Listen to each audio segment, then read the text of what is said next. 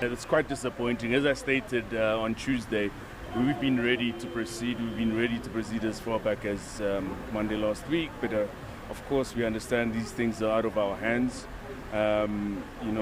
We had spoken to the prosecution with regards to the procession of this matter, and it seems that at this stage we will be back in court on Wednesday next week. We hope that, of course, the electricity will be restored at that point.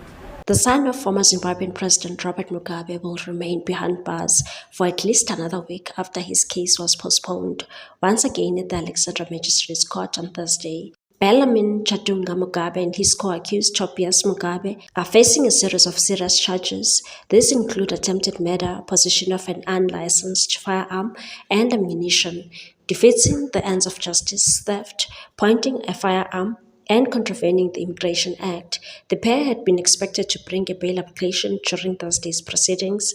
However, the hearing could not proceed after a power outage disrupted operations at the court. Speaking to reporters outside the courthouse, Mugabe's attorney Nhlanhla Mnguni expressed frustration over the delay, saying the defense had been ready to move forward.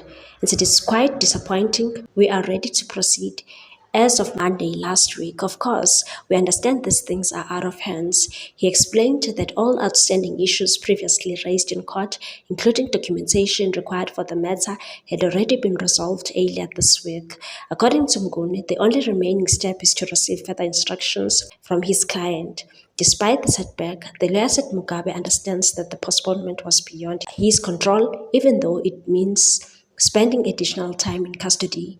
Mnguni also confirmed that the Alexandra Magistrates Court has been without electricity for the entire week, making it impossible for the proceedings to continue.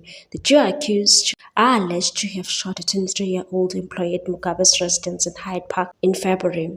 The victim was reportedly left in a critical condition following the incident. Authorities are also still working to determine whether Mugabe and his co-accused are legally in South Africa. The state is expected to clarify their immigration status once the accused appear before the court. The case has now been postponed to March 11 for further proceedings. What's your take on this one, people? Thanks for watching. Please subscribe for more news.